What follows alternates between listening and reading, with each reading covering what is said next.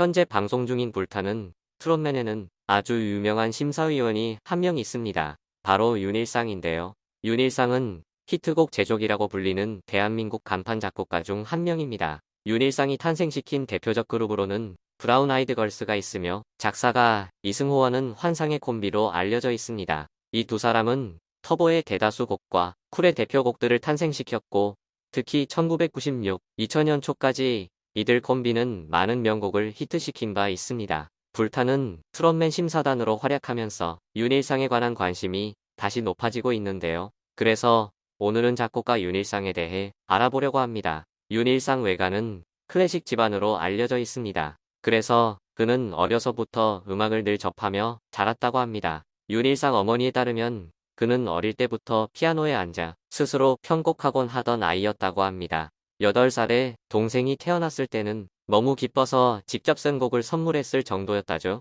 이처럼 어머니는 진작 그의 재능을 알아차렸지만 아들이 음악의 길을 가는 건 반대하셨다고 하네요. 그래서 윤일상은 어머니가 없을 때 몰래 피아노를 쳤다고 합니다. 그는 피아노에 대한 사랑과 집착, 음악에 대한 갈증이 심했다고 털어놓기도 하였습니다.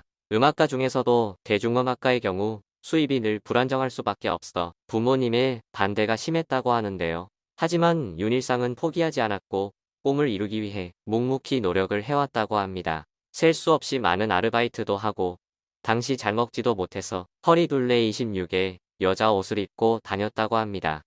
그렇게 생활하던 윤일상은 93년 박준희의 보이라는 곡으로 작곡가 데뷔를 하게 되었고 23살이 되던 96년에는 정이라는 곡을 만들게 됩니다. 트로트와 댄스를 접목한 곡이었는데요. 그런데 당시 너무 시대를 앞서간 곡이었기 때문인지 가수들과 소속사 모두 이 곡을 거절했다고 합니다. 그러다 결국 데뷔 준비 중인 영턱스클럽에게 이 노래가 가게 되었고 그들은 데뷔하자마자 대박을 터뜨리게 되었습니다. 이렇게 되면서 이후 다른 작곡가들도 윤일상의 스타일을 카피하기 시작했다고 하는데요. 20대 초반의 신인 작곡가가 한국 가요계에 엄청난 돌풍을 일으킨 것이었습니다. 한편 윤일상은 2010년 5월 현 아내 박지현 씨와 결혼에 골인하였습니다. 박지현 씨는 윤일상보다 7살 연하라고 알려져 있습니다. 결혼 당시 박지현 씨의 직업은 회계연구원이었는데 당시 회계연구기관이 극소수여서 대부분 정부 산하단체로 있었다고 합니다.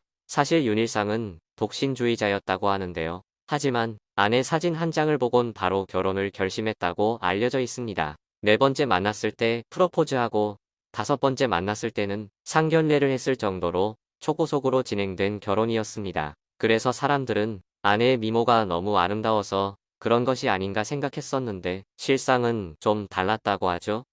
윤일상은 부모님께도 결혼 안 할 거라고 분명히 못을 박았었다. 오래 음악만 하다 보니 평범한 사람을 만날 기회도 없었는데 어느 날 누가 여자친구를 소개해주겠다고 해서 사진을 보게 되었다. 상대편에서 이 장을 보내왔는데 얼굴이 이쁘다, 안 이쁘다가 아니라 그냥 이 사람이랑 결혼해야겠다라는 생각이 들었다. 이벤트 같은 것도 안 하는 성격인데 첫 만남에 굉장히 공을 들였다.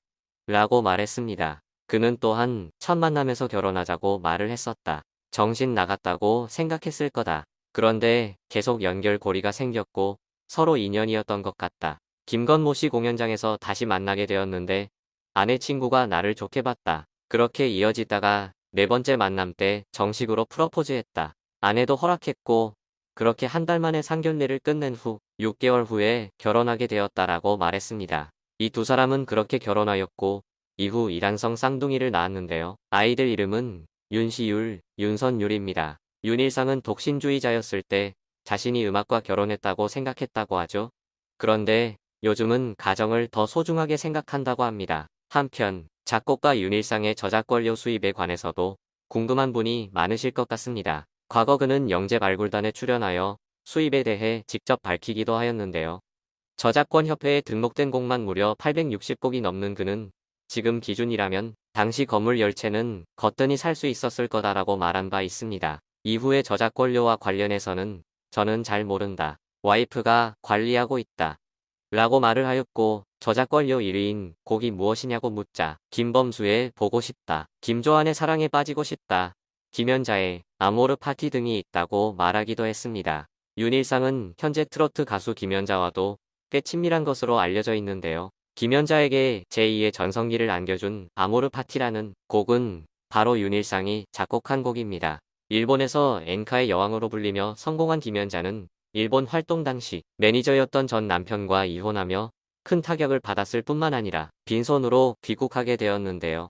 그런 그녀가 2008년부터 국내 활동을 재개하였고 특히 윤일상의 곡 아모르 파티가 대히트를 기록하며 그녀는 다시 한번 정상의 자리에 오르게 되었습니다. 정말 두 번째 전성기라 해도 과언이 아닐 것입니다. 김연자는 사실 대한민국에 돌아와 활동하는 것이 내 마지막 소원이었다. 항상 생의 마지막은 우리나라에서 보내고 싶었다. 그런데 아모르 파티 때문에 이렇게 꿈을 다 이룰 수 있게 되었다. 온 국민이 알아봐 주실 정도로 유명해지고 내 노래를 불러주니 정말 행복하다. 라고 밝히기도 하였습니다. 이상으로 불타는 트롯맨에서 심사위원으로 활약 중인 작곡가 윤일상에 대해 알아보았습니다. 앞으로도 윤일상 씨의 활약을 기대해 보겠습니다.